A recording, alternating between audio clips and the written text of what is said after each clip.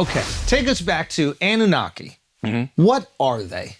Well, are these giants? Yeah. Okay, the Anunnaki, they are these beings that came from off-world. So these are aliens? These are aliens. Now, what's interesting about these aliens is that they're not little green men with antenna. Yeah. They're actually hominids, bilateral bipedal hominids. They look just like us. Okay. You slice them in half. They have two forward-facing-looking eyes, two hands, legs. They put their pants on one leg at a time, like us. But do they look more like us or more like us?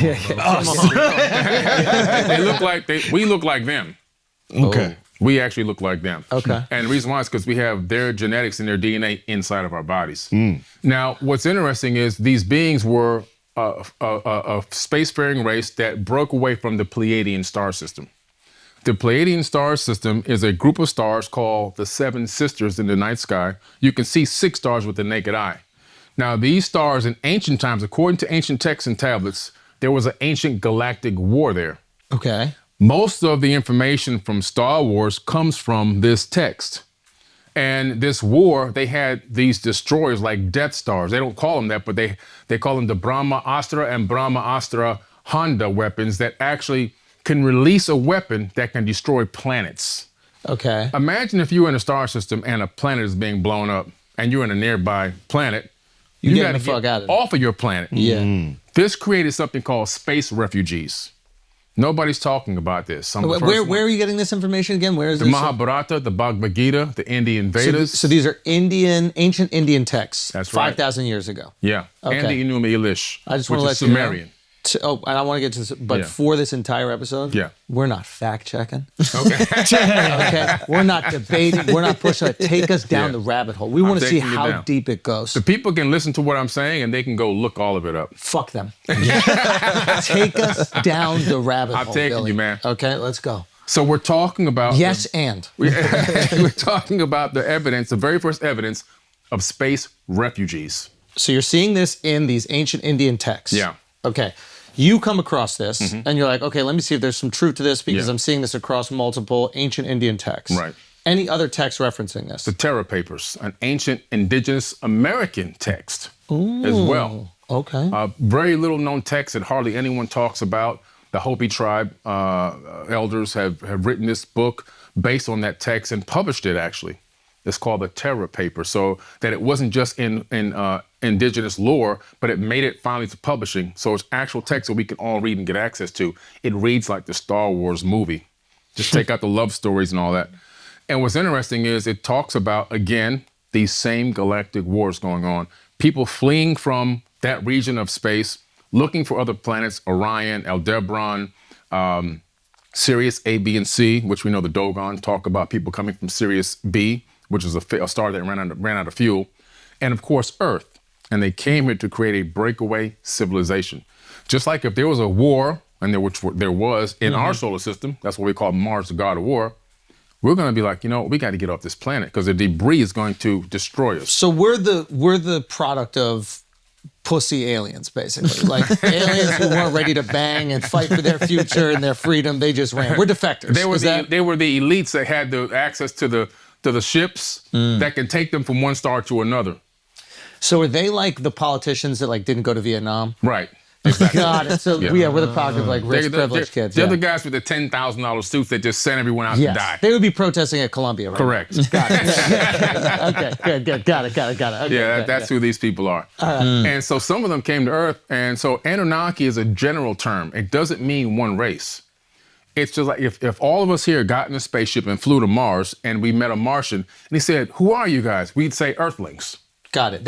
But they maybe would call us Anunnaki. Right. Yeah, I wouldn't say I'm Billy Carson from Fort Lauderdale. Yeah. Right. So they would they're Earthlings. That's one term, but we're all different races here. Right. Right. So, but Anunnaki is a term to say those who came from heaven to earth. That's it. In Africa, they call it the Nituru, which means the same exact thing. The gods that came from heaven to earth and turned mud into a kingdom. Now, the civilization they built is the Atlantean civilization. So this is where we hear about Atlantis, the mythology of Atlantis. Right. Got it. Okay. They built the Atlantean civilization. And where's the evidence for this? Where do you read about that? Well, if you look in the text, a lot of the Indian texts, the Got it. Vedas, the Mahabharata, the Bhagavad Gita, the ancient lore of the indigenous aboriginals, the Terra Papers, the Enuma Elish, the Epic of Atrahasis, the Code of Hammurabi, the Myth of Etana. There's so many tablets. I can just keep going down. Everybody's referencing the Atlantean civilization. Yeah. Obviously, the most popular one was it Plato's uncle or something like that? Plato. Plato wrote about that. Oh, he did? Yes, he did. Yes, Okay. Got it. And so, you start looking at this information. That was more recent. I mean, when I say recent, it's not as ancient. But the account of Plato's account of Atlantis is not that ancient. But we're talking about the ring city, but that was just one capital. So that ring city that was being described is one capital of dozens that existed on Earth at the same time. Do we know where these other ones might be? Is there any remnants? They were on every continent, every single continent. We're standing on Atlantis right now. We're sitting right on top of Atlantis. It was New York. Yes, everyone on this planet is on top of Atlantis. So when you start to look at the Americas, you discover that there were so many pyramids in the Americas. There were literally thousands of them. What happened to them? The Catholic Church blew up the tops of these pyramids and built churches on top of them. No. Really? Yeah. Come on, Mark, bro. Yeah. Hold on. I was raised Catholic. They never told us that. No, they won't tell you that. Give me a sip. They didn't tell you a lot. It's time to get going. They didn't tell you guys a lot of stuff. Hold on. So break this down. Right. There were pyramids everywhere. Yeah. How do the Catholics find out about it? Are they reading the ancient texts? Oh no, they just know we gotta eradicate this civilization science because we want to impose our will on the people.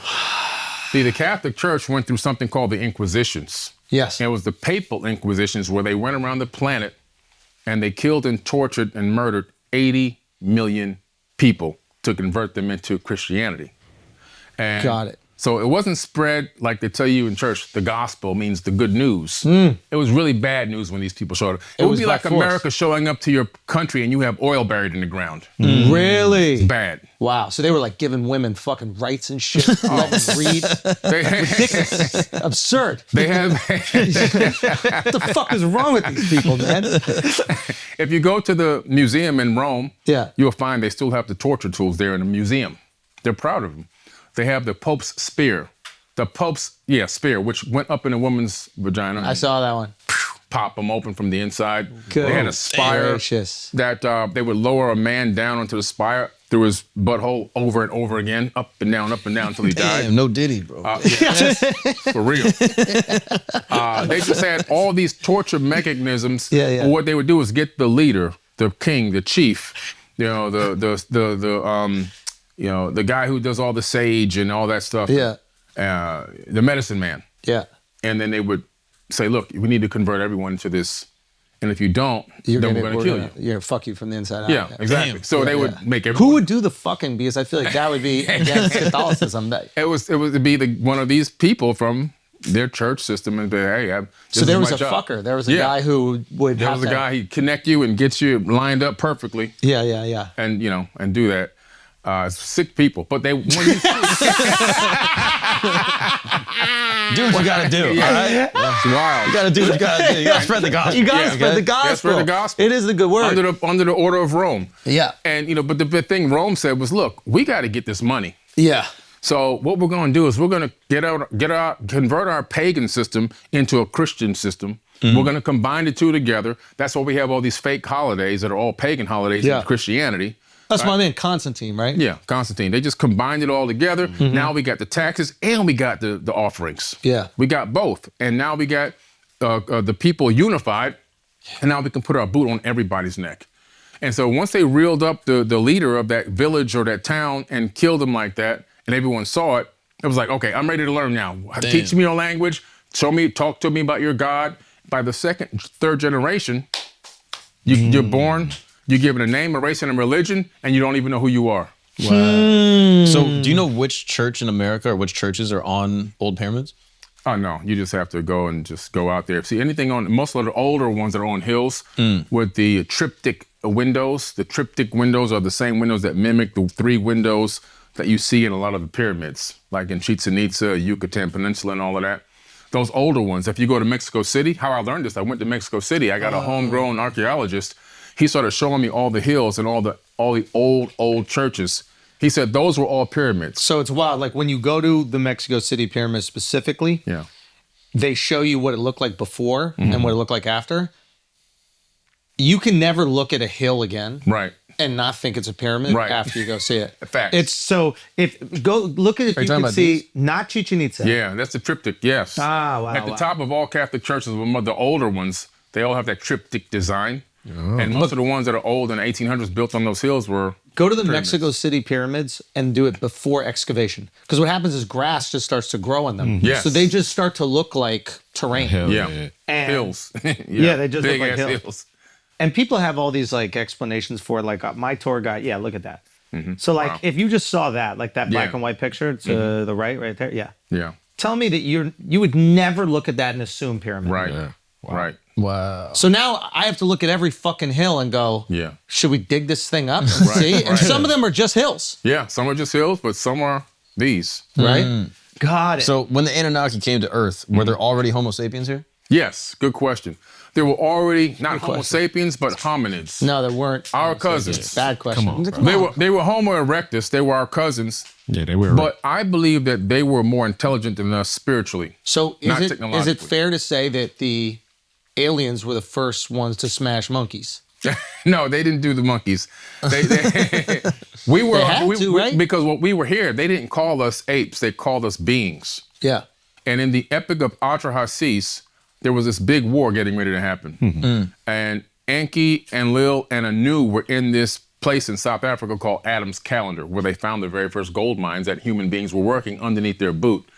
Anyway, so the Ijiji, who were the working class Anunnaki, came from Mars to Earth to go to war against them because they felt like they were being enslaved, even though they weren't supposed to be slaves. They were just working class people. They felt like they were doing too much labor. For 250,000 years, they were working. Whoa. And they came to Earth and they encircled the campus and they said, we're going to go to war. And it was like, well, why? And they were like, well, we've been asking you for relief. The workload is too heavy and we don't have any women. So That's a big issue. they were complaining about no women, literally in the ancient tablets. And so Enki says, They need a king of diamonds, bro. What were they saying? What were they saying in the Enki ancient says, tablets? I have an idea. Because they had kind of discussed in a weird way fashioning people. That means like robotics. Okay. But they had talked about their home planet. When they tried that, it failed. So that's a clue as to what AI and robotics can do to a planet. They were like, there's an existing being here, though, that we can add our essence to, talking about genetic modification, and get them to bear your load. So don't make robots, make people that can Right. do your work for you. Exactly. Whoa. Yes. Wow. So they started with that method first. So they're just forcing human beings to do their work for them. Yes. That's crazy. And that's how Who they would do bring them the offerings. Yeah. When you bring the offerings, Yeah. your best harvest and your fresh calves, that's their meat, that's their food. This is what you see in the biblical text. They're eating. That's their meals. They're not going to go out and hunt. I mean, this archaeologist was talking to me in Egypt in 2014 and was just laughing. He was showing me one of the altars. He said these people were so dumb. He just said his own people. He says they would line up in ancient times for miles to bring their best offerings to the head god. Wow. And the god was just putting them all this food in the storehouses. And he showed me where the storehouses were inside these temples. They would put these things in there. Then they had these other areas underneath the temple where other priests would go underneath and speak, and it would resonate their voice. And it would be the voice of God talking. And it was all this, nothing but a sham, to get them to bring all this food and gold and offerings and everything else. I mean, I do believe that because if you go to Chichen Itza, you can have the limestone creates this like a vibration effect. Yeah. And you can have like a conversation, like me and you can talk to one another across a football field. Yes. Like this. Oh, wow. Yeah, the sound bounces. Phew, It's crazy. comes right back at you. Yeah. So if they were using that as some sort of a technological advantage, like some Wizard of Oz shit. Yeah, yeah. Whoa. So were they literally eating it, or were they eating off like the energy of the sacrifice?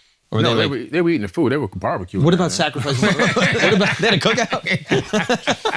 They weren't barbecuing. Just the aliens. Eating oxtail and Frank's shit. Red Hot. Someone sacrifice some more hot sauce. I mean, think about it. I mean, if you were the ruler of a planet. Yeah. are Billy, you I gonna think you might be putting on what you would do in that situation. Is that possible? That's what the Middle East best I'm food. telling you, these people ate the food because I take tours to Egypt all the time. Last year I took 140 people on a private tour. Yeah. And when I go, I take a homegrown Egyptologist and a homegrown guide with us. And he takes us to the temples where they actually have the, where they actually have the storehouses. Getting hungry. Billy's getting hungry. It's like that damn barbecue. Hey, man. Listen. Okay, so go. So you're there. But they take you to all the different spots. So we take you to the temples and we show you where they would hide the food, where Okay. they take all the offerings and where they would store it. Yeah. It was their grocery store, literally. Wow. Yeah. Okay. Is Jesus part alien? I believe so. And was he part alien and trying to do good? Yes, I believe so. So he was breaking away. He was using his power, and he's like, "Yo, what these aliens are doing to us is fucked up. Right. We need to break free from that, Yeah. and I'm going to liberate the people." Yeah, so you have to understand, you're right on point.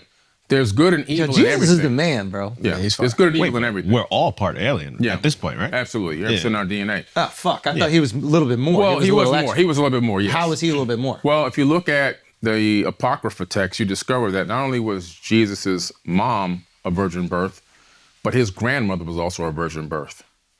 Nobody ever talks about that in church, and they hear about that in Sunday school. Wait a minute. So his grandma. So, wow. Yeah. So you see this establishment of this particular bloodline. Yeah.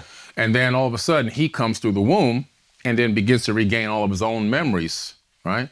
So he is a reincarnation of himself from a previous lifetime. Oof. That's why sometimes I hypothesize that he could be Thoth the Atlantean, who says that he could incarnate on and in any plane he desires. Could he have decided now to come back through the womb? So Thoth of the a human? Atlantean was the king of the Atlantean Empire, Yeah, he was one of them. or one of the leaders of the Atlantean Yes. Empire. He is Yeah. reincarnating inside Jesus. Yeah. And why has he chosen to help the people instead of enslave us like he did in the Good past? question. When you look at the ancient text where Jesus gets all of his information from, Yeah. the Emerald Tablets of Thoth, We need to talk about that on the Right. tablets, bro. 38,000-year-old text. In there, in the book that I wrote about it, I line up the Christian text and I line up Jesus's text from the New Testament. This is going to seem Yeah. really ignorant. People were writing shit down 36,000 years ago? Thoth authored these tablets himself. He actually wrote, he didn't have a scribe. A lot of the times these God figures or these leaders would have scribes. Right. He actually wrote it down himself. He actually put it onto these tablets. And what is he writing in? What language? Well, it looked like the language was runes, R-U-N-E-S, okay? And in this text, he writes about coming to this planet after the Great Flood and seeing the temples of ancient Kemet sticking up out of the mud and actually going on a mission to help rebuild civilization. Not that it was for the first time, but he's rebuilding it to a high level. So it was already built, destroyed. He's like, hey, let's run it back again. Right. His father sends him on a mission. His father says, go to the land of Chem and do the plan that ye know of. So he gets his crew and he gets into the great ship of the master and he takes off until the planet disappears. This Which is an is ancient the text. horizon. Right. He's up in the sky. Oh, he's coming from... He's in a ship that goes up. Gotcha. Because you know this, because when he gets over the land of Chem, he goes, I see the land of Chem beneath us. And I see the temples rising up out of the mud that were flooded by the fountains. Now we come back. Now he comes down to the ground. The fountains is the Great Flood. Right. Got it. Okay. He opens the door, he comes out, and he calls these people barbarians coming to attack him, probably territorial. Crazy. And he says, I raised my staff and sent out a ray of vibration, stopping them still as fragments of stone of the mountain. So now he's got a stun gun that can freeze them in their tracks. That's fire. That's technology. That- Now we have something. So is the spaceship. But But we have something right now in the military called the active denial system. Which is? It's the same When exact. gays try to join? No. I'd like to strike that from the record, Your Honor. No, it's a system that works just like what he described in ancient tablets, where it sends out a beam, a ray. Type in active denial system, put it up there. It sends out a beam at a crowd of people coming to attack, right? To riot or whatever. and it stops them in their tracks. It makes them feel like they're in pain, makes them feel like they want to vomit, put voices in their head. Wow. Whatever you want to do, you can program the frequency into their body to make it do that. Is this what the people said they were experiencing in the Cuba? Yeah, the basin. Havana syndrome? Is Yeah. Yeah. Okay. Keep going. All right. So you're on it. So then here's the key about the God thing. Him, not wanting to be one of these gods. When he released them from that, he started talking to the people peacefully, and they started groveling at his feet. And he said, no, get up. He said, I'm a son of Atlantis. He didn't say I'm God. And he said, I'm a son of Atlantis, and I'm here to bring you back up to a high level of civilization. And he worked with the people for a couple thousand years to rebuild that civilization. Before he left and he told all of his people that came there with him, spread out around the planet. This is how Atlantis advanced again. Spread out around the planet and duplicate what we did here. And this is where you see similar stories Correct. across ancient texts around the world. Correct. And those similar stories are higher intelligence comes to us, bestows upon us this wisdom after the floods. The Lakota tribe, the Hopi tribe, the Dogon tribe of Africa, the Aboriginals. I could keep going on and on and on. Matter of fact, the verbal handed down history of the Aboriginals, because I've been there before and hung out, went for a walkabout in the outback with the Aboriginals and went on a trail to go find Proto-Egyptian hieroglyphs, which we did stumble across and get them documented, that they were seated on this planet by Pleiadians.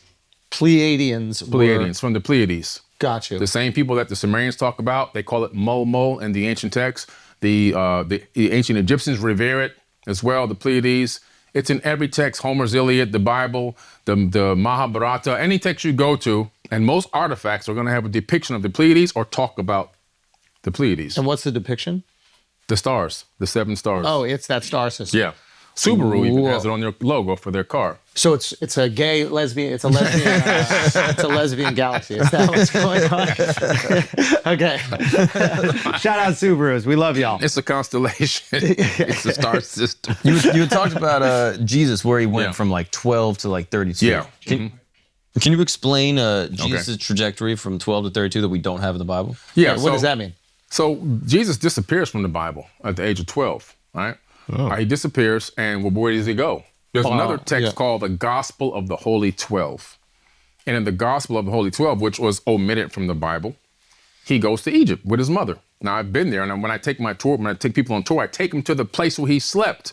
It's still there. It's a crypt now. It's like a place to go there. You know where it's at, right? It's inside a church, right? Coptic Cairo, correct. Right inside that church. They converted it into a church. And he went there to study the Egyptian mysteries. He went there also to learn all about the ancient mystery schools, and then he left there and he went to Tibet to learn the mystic art. Tibet, he went to go learn, not mystic arts, but went to go learn spirituality. He went to Tibet? And mystic arts, yes, mystic arts. And then he went down into India, learned about reincarnation and all of that. And then he came back down and he reappears in the biblical text when God says in the Bible, I called my son out of Egypt. What an episode for Akaash to miss. I mean, we don't tell him any of this, by the way. The ego that he will have finding out that Jesus learned everything from India. Yeah. Oh, we can't tell him. Okay, keep going. Okay, so he learned learns Reiki healing in Tibet and, energy healing with his hands. The mystic arts, I have to correct myself, the mystic arts he learned in India. Got it. And then coming back down, teaching reincarnation all the way back. And how do we know that he went out there to India? Well, there's the records have been kept. There's complete records. And even the Dalai Lama confirmed that he was in Tibet at one time. Really? Yeah. How do they keep reincarnation out of the Bible? Well, the Bible is about reincarnation, but they doctored it up to make you think that it's not about reincarnation.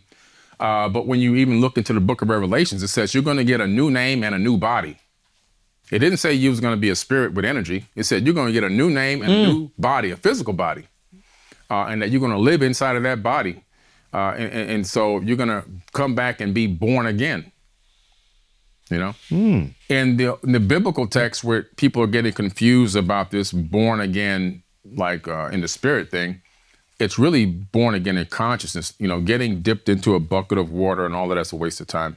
Somebody dumping you in a pool and all that, you just get wet. Dumping babies and splashing the babies. It's a waste of money, a waste of time.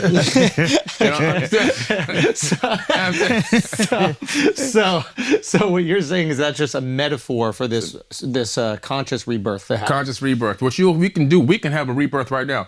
Right now, if we decide to look at ourselves and think about things that we were doing wrong, maybe in our lives right now, things that could be better with ourselves, and we begin to work on ourselves, and we go back and look, have a meeting again in 2 weeks and say, what have we individually worked on within ourselves to become a better person? That's spiritual rebirth. That is rebirth. We had just now been born again in the spirit. And you can be born again many times in one lifetime.